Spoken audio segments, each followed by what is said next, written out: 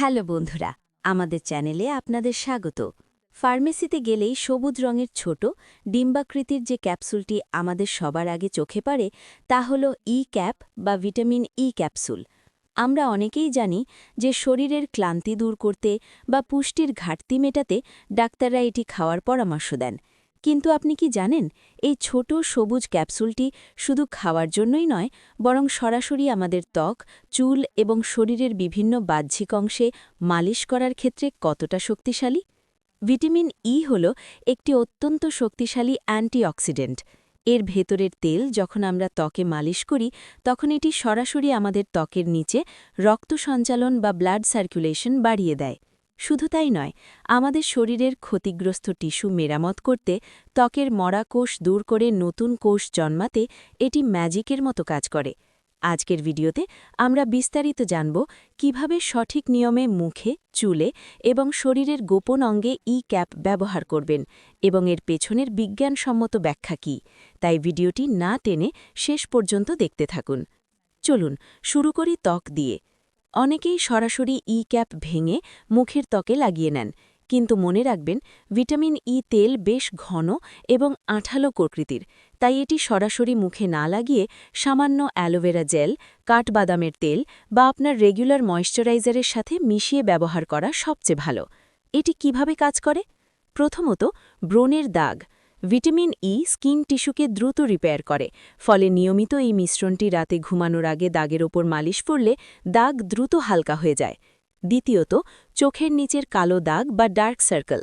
এক ফোঁটা ভিটামিন তেল রিং ফিঙ্গার বা অনামিকা দিয়ে চোখের নিচে আলতো করে ড্যাব করে লাগালে সেখানকার সূক্ষ্ম রক্তনালীগুলোতে রক্তপ্রবাহ বাড়ে এবং কালো ভাব কমে যায়।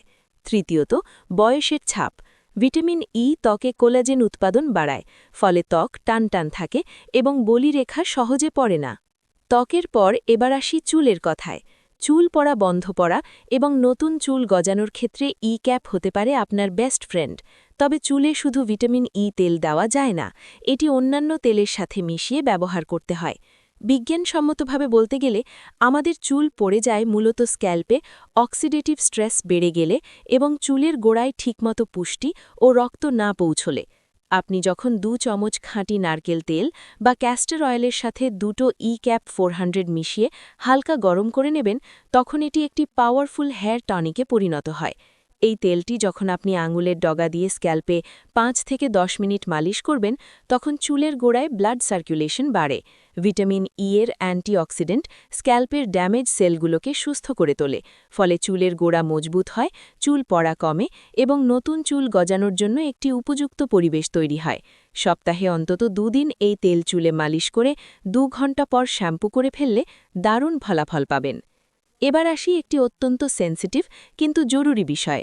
ইন্টারনেটে অনেক সময় দেখা যায় পুরুষের গোপন অঙ্গে ক্যাপ মালিশ করলে অনেক অলৌকিক ফলাফল পাওয়া যায় বলে দাবি করা হয়। আজ আমরা এর বাস্তব ও বিজ্ঞানসম্মত দিকটি শালীনভাবে পরিষ্কার করব। প্রথমত বলে রাখি, ভিটামিন তেল সরাসরি কোনো ম্যাজিক বা অলৌকিক কাজ করে না।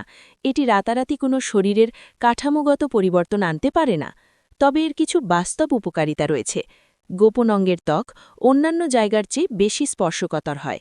অলিভ অয়েল বা বিশুদ্ধ নারকেল তেলের সাথে একটি ক্যাপ মিশিয়ে সেখানে আলতোভাবে মালিশ করলে সেখানকার ত্বক নমনীয় ও সজীব থাকে। মালিশের ফলে ওই নির্দিষ্ট অংশে রক্ত সঞ্চালন বা ব্লাড সার্কুলেশন বৃদ্ধি পায়, যা ওই নির্দিষ্ট অংশের টিস্যুগুলোকে সুস্থ ও সক্রিয় রাখতে সাহায্য করে। ত্বক শুষ্ক হয়ে ফেটে যাওয়া বা রিঙ্কেল পড়ার সমস্যা দূর হয়। তবে এখানে একটি বড় সতর্কতা রয়েছে। খাঁটি ভিটামিন তেল অনেক ঘন হয়, সরাসরি সেন্সিটিভ ত্বকে লাগালে জ্বালাপোড়া বা ইরিটেশন হতে পারে। তাই অবশ্যই ক্যারিয়ার অয়েল অর্থাৎ নারকেল তেল বা অলিভ অয়েলের সাথে মিশিয়ে খুব সামান্য পরিমাণে ব্যবহার করতে হবে।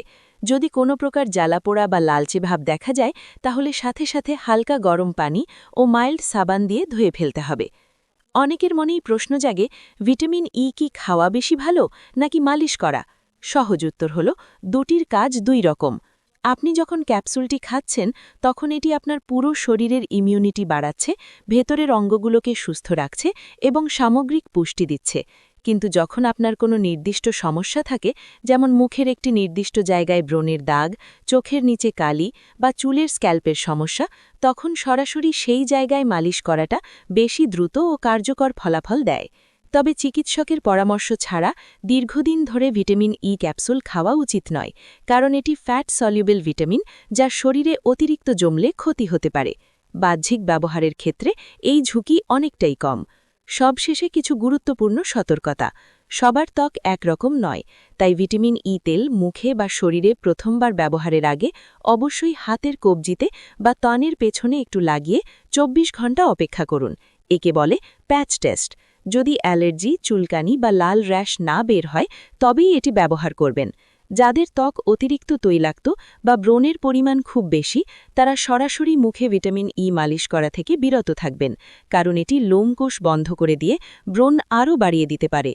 ভিটামিন ই নিঃসন্দেহে আমাদের রূপচর্চা এবং ব্যক্তিগত যত্নের একটি দারুণ উপাদান, তবে তা সঠিক নিয়মে ব্যবহার করতে হবে। ভিডিওটি থেকে নতুন কিছু শিখে থাকলে অবশ্যই একটি লাইক দেবেন, বন্ধুদের সাথে শেয়ার করবেন এবং এমন আরও স্বাস্থ্য সচেতনতামূলক ভিডিও পেতে আমাদের চ্যানেলটি সাবস্ক্রাইব করে বেল আইকনে ক্লিক করে রাখবেন। সুস্থ থাকুন, সুন্দর থাকুন। দেখা হবে আগামী ভিডিওতে।